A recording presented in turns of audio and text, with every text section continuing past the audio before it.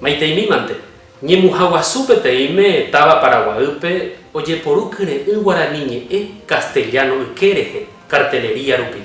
Nació de un grupo joven que tenemos acá en la parte creativa, implementar ese concepto de nuestra lengua y sobre todo lo estamos haciendo en este sector que hoy día lo encontrás en el centro. Se pensó en un espacio mucho más identificando a lo que es nuestro idioma y nuestra cultura.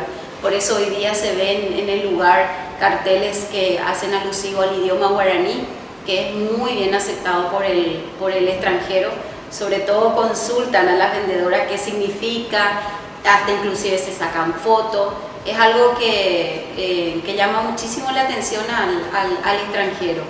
Y a nuestra gente sobre todo, ¿verdad? Recibimos las felicitaciones de mucha gente asidua a Unicentro que felicitó la iniciativa. Vamos a implementarlo en los otros locales también, sobre todo en Ciudad del Este, que es lo que recibimos más gente extranjera. Cuando nosotros empezamos a promocionar el sector, lo empezamos a promocionar a través de las redes. En las redes fue un boom realmente cuando saltó el tema de la cartelería, y fuimos muy bien aceptados, aplaudidos y sobre todo admirados por nuestros seguidores, diciendo de que por fin una empresa paraguaya puede mostrar lo que nosotros tenemos, nuestro idioma guaraní, que somos creo que el país latinoamericano que mantenemos todavía nuestro idioma tradicional.